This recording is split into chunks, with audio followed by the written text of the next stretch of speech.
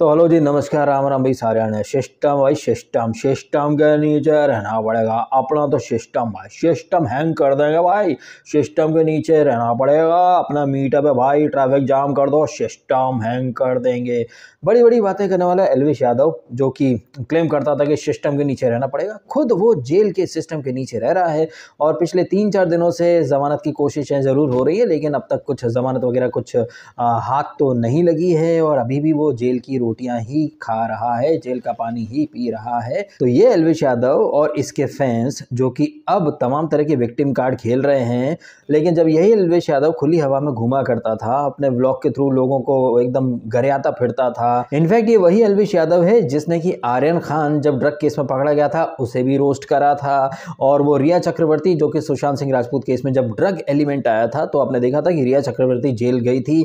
और रिया या फिर आर्यन का जो केस है, वहां पर हमारा जो एक पॉइंट ऑफ व्यू था वो आज भी है, और एलविश के केस में भी हम वही लॉजिक और वही पॉइंट ऑफ व्यू लेकर के चल रहे हैं। लेकिन आप देखें कि एलविश और उसके फैंस ने कितनी जल्दी पट्ट से थूक करके चाट लिया है। आई एम श्योर आपने एलविश यादव का वो एक वीडियो तो देखा ही होगा, फ्यूचर ऑफ बॉलीवुड करके उसने थंबनेल डाली थी, और फिर उसको आर्यन खान को उसने रोस्ट भी करा था, शाहरुख को भी रोस्ट करा था। और एलविश यादव ने एक तंज मारा था, एक टोंट मारा था ऑडियंस के माइंडसेट के ऊपर कि यार देखो, बंदा जेल में है, पुलिस ने, अथॉरिटी ने कुछ तो देखा होगा तभी वो बंदा जेल में है, लेकिन फिर भी लोग ब्लाइंडली सपोर्ट कर रहे हैं। हालांकि एलविश के जो बोल बच्चन थे ना, उनके ऊपर मैंने एलविश के फैंस के कुछ ट्वीट्स का एक स्क्रीनशॉट लगा करके एक रील डाली है, आप देख लीजिएगा। कैसे एलविश, जो दुनिया को कह रहा था कि भाई साहब अगर वो बंदा जेल में गया है तो उसे क्यों सपोर्ट कर रहे हो, ऑडियंस जो है एक नंबर की झंडू हो चुकी है, बताओ वो क्रिमिनल्स को डिफेंड कर रही है, सपोर्ट कर रही है। लेकिन हाय रे फूटी किस्मत, अब आप देख लीजिए जिन बातों के लिए एलविश यादव अपने फैंस को कहीं ना कहीं ज्ञान दे रहा था, आयरोनिकली एलविश को जितने भी लोग सपोर्ट कर रहे हैं वो वही चीजें कर रहे हैं जिन चीजों को एलविश ने एक टाइम पर रोस्ट किया था। एनीवेज, इन सारी चीजों के बीच में आपने देखा कि एलविश के मम्मी पापा का इंटरव्यू है वो हर चैनल पर आ रहा है, कभी आज तक पर, कभी इंडिया टीवी पर, मतलब तमाम मीडिया चैनल्स में जो है वो एलविश के मम्मी पापा को बिठाया जा रहा है। और अगर आपको याद होना तो ऐसे ही राजदीप सरदेसाई ने इंडिया टुडे की टीम के साथ इसका रिया चक्रवर्ती का इंटरव्यू लिया था। उस इंटरव्यू को भी एलविश यादव ने रोस्ट करा था, और अपने वीडियो के थ्रू एलविश ने बोला था भाई ऐसे इंटरव्यू फेक होते हैं, सफेद कपड़े पहन करके बैठ जाते हैं, रोने की एक्टिंग करते हैं, भाई वो इंटरव्यू फेक है, ये है वो है।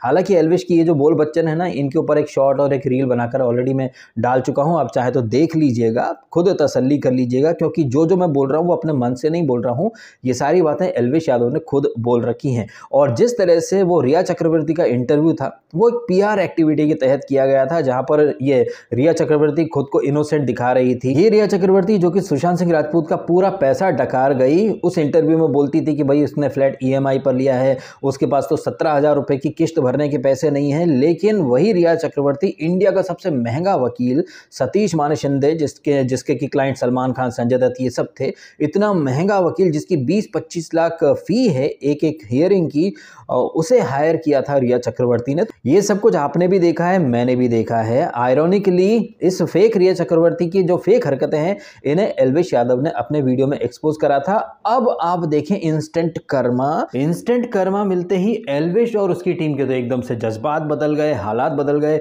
ये एलविश यादव, जो कि राजदीप का जो इंटरव्यू था रिया चक्रवर्ती के साथ, उसे बिकाऊ बोला करता था, और एलविश की हाँ में हाँ मिलाने वाले उसके जितने फैंस हैं उन्होंने भी हाँ भैया मीडिया बिक गई, रिया तो गिल्टी, भाई जेल भेज दे इसको। और वही एलविश, जो कि आर्यन खान केस में आर्यन को भी ड्रगिस्ट बोलता था, ड्रग का सप्लाई करने वाला बोलता था, उसके फैंस भी हाँ भाई एलविश ने बोला था, सही बोला होगा।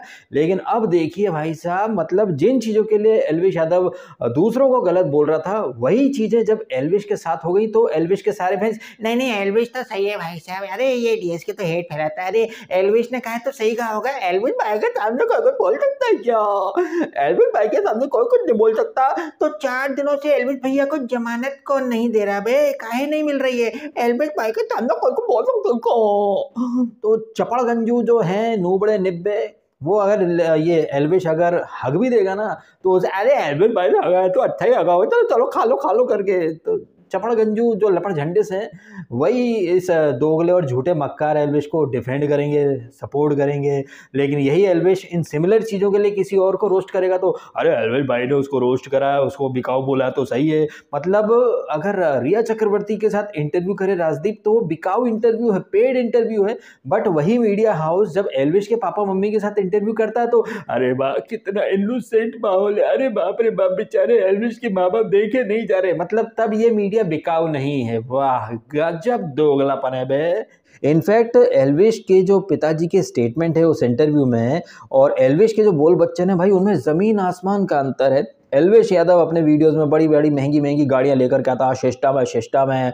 इनफैक्ट जब पहली बार ये खबर आई थी कि एल्विश यादव वो सांपों की तस्करी वगैरह में फंसा है तब मुझे काफ़ी कमेंट आए थे, अरे यार डीएसके भाई वो तो शूटिंग कर रहा है, वो तो म्यूजिक वीडियो करता है भाई, उसे पैसों की ऐसी कौन सी ज़रूरत है कि वो ये घटिया काम करेगा। अच्छा अब क्या बोलोगे आप?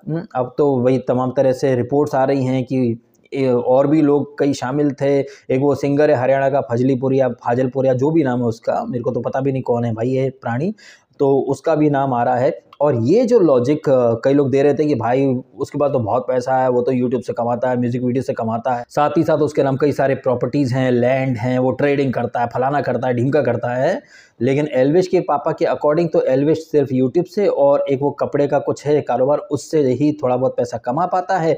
क्योंकि एल्विश के पापा के अकॉर्डिंग एल्विश के पास सिर्फ 2 ही गाड़ियां हैं, एक मारुति और एक फॉर्च्यूनर, वो भी ईएमआई के ऊपर है, और एक प्लॉट मिला है जिसके ऊपर वो मकान बना रहे हैं, वो भी लोन लेकर के। तो एक तरफ एल्विश यादव अपने वीडियोस में बड़ा शो ऑफ करता फिरता है, महंगी महंगी गाड़ियां लेकर के आता है, गन्स वगैरह के साथ आता है, बट उसके पिताजी के अकॉर्डिंग एल्विश ने ये सब कुछ एक फेक इमेज बनाने के लिए करा था। दोस्तों की गाड़ियां थी, भाड़े पर मंगाया करता था गाड़ियां।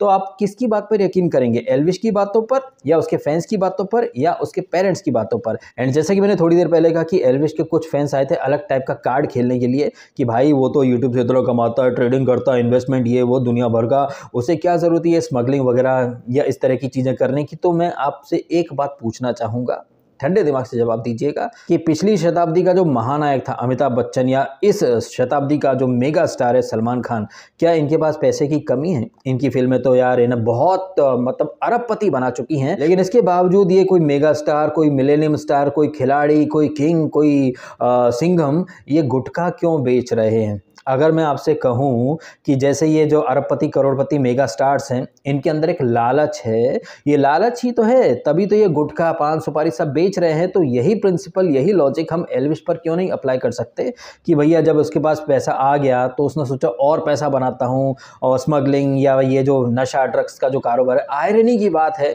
कि इस एल्विश यादव के साथ जो हरियाणा के सीएम थे पहले खट्टर साहब, वो स्टेज पर आते हैं और एल्विश को नशा मुक्ति अभियान का फेस बना देते हैं। भाई खट्टर साहब को कहाँ पता था कि ये एल्विश जो दुनिया को ज्ञान दे रहा है कि नशा मत करो, वही एल्विश जो है वो नशा, ड्रग्स और स्मगलिंग, सांपों का जहर का नशा, इन सब में फंस जाता है। तो एल्विश यादव वॉज लाइक हाथी की तत खाने की और दिखाने की और जिस तरह से एल्विश के पिताजी अपने इंटरव्यूज के थ्रू कई बातें उजागर कर रहे हैं कि एल्विश यादव पैर के नाखून से लेकर सिर की चोटी तक पूरा झूठ से सराबोर इंसान है। एक अलग स्वैग से भरपूर इमेज बनाने के लिए दोस्तों की गाड़ी मंगा लेता था या गाड़ी रेंट पर ले आता था, दुनिया को दिखाता था भाई सिस्टम है, घंटा सिस्टम है, काहे का सिस्टम है तुम्हारा यार। तुम आर्यन खान या फिर रिया चक्रवर्ती के ऊपर जब ये ड्रग के एलिगेशन लगते हैं, वो अरेस्ट होते हैं, तो तुम अपने फैंस से बोलते हो कि हाँ भाई उनके आंसुओं पर यकीन मत करना। लेकिन अब एल्विश यादव तुम्ही को इंस्टेंट कर्मा मिल गया है। जो जो बातें तुम आर्यन खान या रिया चक्रवर्ती के टाइम पर बोला करते थे, वही चीज़ें घूम फिर करके तुम पर आ गई हैं। तो तुम्हारे फैंस एक अलग तरह का नैरेटिव चला रहे हैं। मतलब जिन चीज़ों के लिए आप रिया को क्रिटिसाइज करते थे या ट्रोल करते थे, रोस्ट करते थे, वही चीज़ें तो एल्विश तुम्हारे फैंस खुद कर रहे हैं। और आप एक अव्वल दर्जे की हिपोक्रेसी वाला सीन देखें कि लोगों को एल्विश के माँ बाप की बड़ी फिक्र हो रही है, लेकिन बदायूं में 2 छोटे बच्चों का गला काट दिया गया है। उनकी जो माँ है वो बिलख रही है, रो रही है, उनके ऊपर किसी सेलिब्रिटी का कोई ट्वीट नहीं आया यार। मतलब आप देख रहे हैं लोगों की प्रायोरिटी है, फिर इंसानियत की बातें करते हैं। एक माँ जिसके 2 छोटे बच्चों के गले काट दिए गए हैं, उस माँ का दर्द किसी को नहीं दिख रहा है, लेकिन एल्विश जैसा गुंडा क्रिमिनल, उसके मम्मी पापा के लिए लोगों के बड़े आंसू बह रहे हैं। और सीधी सी बात है भाई साहब, आजकल क्या है ना कि एक भेड़चाल चलती है और अगर आपको फॉलोअर्स सब्सक्राइबर्स इकट्ठे करने हैं तो एक सेलिब्रिटी को बस उसके तलवे चाटना शुरू कर दो। ये अंजलि अरोड़ा और ये क्या लेना देना इसका है। पहले वो लॉकअप में मुन्नी बदराम के कच्चे धोती थी, अब एल्विश का हगा धो रही है, पिछवाड़ा धो रही है फॉलोअर्स के लिए। यही नहीं, ऐसे कई सारे लोग जो कि आर्यन के केस में या फिर रिया चक्रवर्ती के केस में उन्हें क्रिटिसाइज करते थे, बट अब एल्विश यादव को जस्टिफाई करते फिर रहे हैं। इन सारी चीजों के बीच में बैठा हूं मैं अकेला, जिसने रिया को एक्सपोज करा, उसके फेक ड्रामे को एक्सपोज करा, जिसने आर्यन खान के टाइम पर जो लॉजिक या जो रूल लागू करे थे वही लॉजिक मैं एल्विश यादव के केस में लागू कर रहा हूं, जस्ट बिकॉज कि वो राइट विंग का है, जिसने जस्ट बिकॉज कि उसने सनातन के ऊपर वीडियो डाले। तो क्या हम उसकी ये क्रिमिनल वाली जो हरकतें हैं इन्हें क्लीन चिट दे दें क्या? अगर आपको लग रहा है कि एल्विश यादव हिंदू है तो आप उसे सपोर्ट कर रहे हैं, तो भाई केजरी, पप्पू, ये अखिलेश यादव हैं जिसने राम भक्तों के ऊपर गोली चलवा दी थी, उसी अखिलेश को ये एल्विश एक टाइम पर सपोर्ट करता था। तो प्लीज यार, ये जो एक अलग ही एक चल रहा है ना झुनझुना टाइप का, कि वो सनातन की बात करता था, वो हिंदुत्व की बात करता था, तो सपोर्ट कर दो। भाई ऐसा है कि सनातन एक अलग चीज़ है, हिंदुत्व अलग चीज़ है, लेकिन जो क्रिमिनल टाइप की हरकतें एल्विश ने करी हैं उनसे अगर आप खुद को डिस्कनेक्ट नहीं कर रहे हैं तो फिर आप में और फिर वो जो मदरसा साहब जाहिल होते हैं उनमें कोई फ़र्क नहीं रह जाता है। वो भी आतंकवादियों को भटका नौजवान बोल करके जस्टिफाई करते फिरते हैं, तो फिर उन मदरसा छाप पंचर पुत्रों में और आप में क्या फ़र्क रह गया? फिर अपने धर्म के लिए खड़े रहो। मैं ये नहीं बोल रहा हूँ कि खड़े मत रहो, लेकिन जो क्रिमिनल्स हैं, जो दबंगई करते फिरते हैं, गुंडागर्दी करते फिरते हैं, उनसे खुद को डिटैच कर लो, डिस्कनेक्ट कर लो। मैं तो यही बोलना चाहूँगा।